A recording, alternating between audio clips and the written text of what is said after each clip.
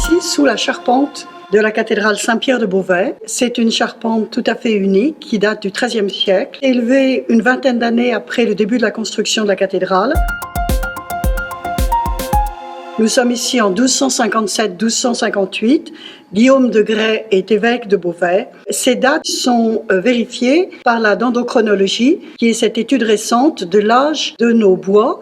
Ici, tous les bois sont du chêne qui dépendait des forêts de l'évêque. Et ce qui est très émouvant dans cette belle charpente, c'est que vous pouvez voir le travail des charpentiers avec des marques qui sont encore les marques d'assemblage qui se trouvent sur les bois. Nous avons le privilège d'avoir un magnifique écureuil. D'ailleurs, il est représenté dans une tapisserie appartenant à la cathédrale, la tapisserie du roi des Gaules, qui avait été commandée par un chanoine de la cathédrale. Et donc, cette cage à écureuil a servi pour lever les pierres, monter les pierres, jusqu'à cette charpente qui est située à plus de 50 mètres de hauteur.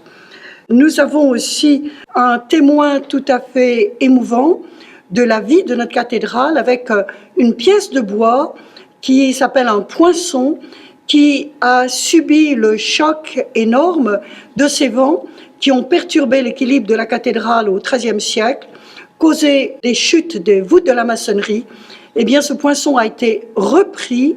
Donc, nous avons toujours la charpente originale, mais modifiée dans les années 1290. Et nous savons que la reprise de tous les dégâts causés par ces vents extrêmement violents qui ont fait des tourbillons et des turbulences autour de cette toiture, eh bien, ce chœur sera à nouveau sur pied au milieu du XIVe siècle, vers les années 1330-1340.